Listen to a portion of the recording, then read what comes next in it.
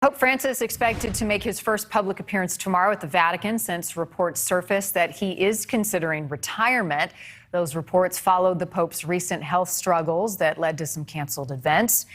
Francis rose to the papacy in March 2013 after Pope Benedict XVI stepped down. He was 85 years old, becoming the first pontiff to retire since Gregory XII in 1415. Matthew Bunson is executive editor and Washington bureau chief of EWTN News. Matthew, appreciate you being here tonight.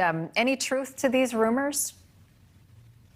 Good morning from Rome, where it's just several hours now.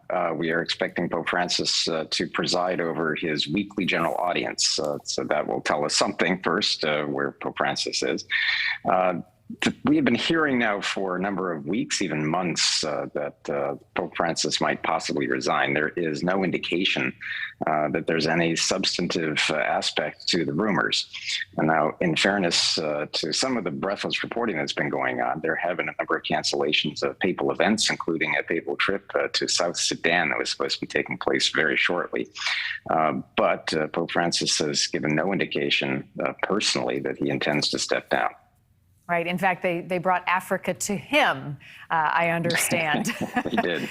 So the Pope, That's right. The Pope will appoint 21 new cardinals, including an American, in August. They would be the ones, essentially, who would then vote for a new pope. So is that a signal?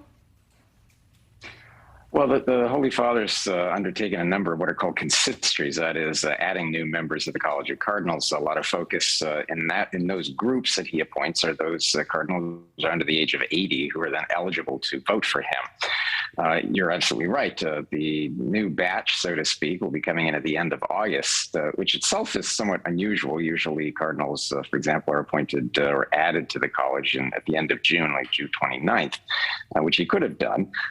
And the Holy Father himself, during that time, where he's bringing all of the cardinals together, which he hasn't really done for a very, very long time, is going to go to the tomb here in Italy of Pope Celestine V, who you mentioned, the Pope who resigned in 1415, Gregory XII. Celestine V resigned in 1294, a very famous episode in church history. Pope Benedict XVI went to see his tomb in 2010, and what is now looked back on as a clear indication that Pope Benedict at the time had been thinking of resigning.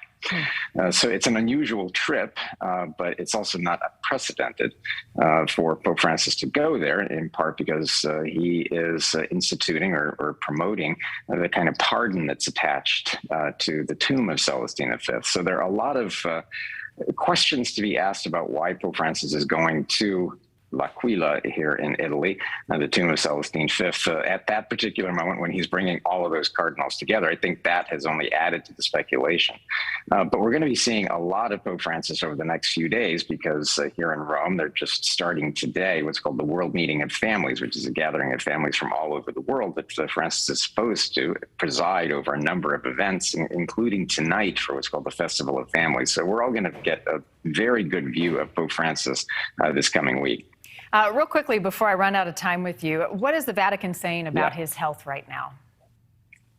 Well, the Vatican's issued a number of statements over the last weeks relating to the Holy Father's health. He has the reason that we're seeing him in a wheelchair is because of a damaged ligament in his knee, which has really impeded his mobility.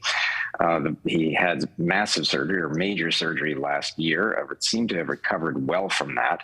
As the Holy Father himself stated in his weekly general audience over the last few weeks, he's been focusing on age and the things that brings. And as he said, as you get older, your body tends to take things away from you. And he said, I'm getting used to using a cane. So I think all of us need to get used to seeing Pope Francis, not just with a cane, but as we're seeing on the screen here, in a wheelchair.